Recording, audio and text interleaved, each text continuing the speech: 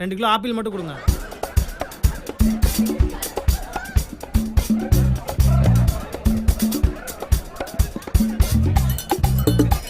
வைக்கா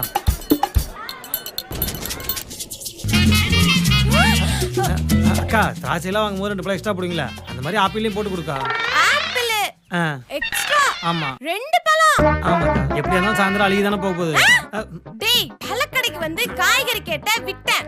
apple விக்கிற விலைக்கு 2 பழம் எக்ஸ்ட்ரா கேட்டா அதையும் விட்டேன். இப்போ என் கடைக்கு வந்து என் பழம் கெட்டு போயிருந்து என்கிட்டயே சொல்றியா? உன்னை நான் அப்படி என்னக்கா தப்பா சொல்லிட்டேன்? எப்படி இருந்தாலும் யாரும் வாங்கலாம், இந்த பழமெல்லாம் அழுகி தானே போகும். அதை எனக்கு கொடுங்க தானே கேட்டேன். நான் அதை அழுகி போய் தூக்கி குப்பையில போடுவேனே தவிர உனக்கு கொடுக்க மாட்டேன்.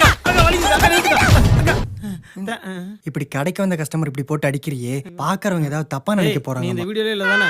நீ காப்பாத்தியா உயிர் பொழைக்கணுங்கிற அவசியம் எனக்கு இல்லடா. நீ போடா அக்கா, நீ அடிக்கா வா.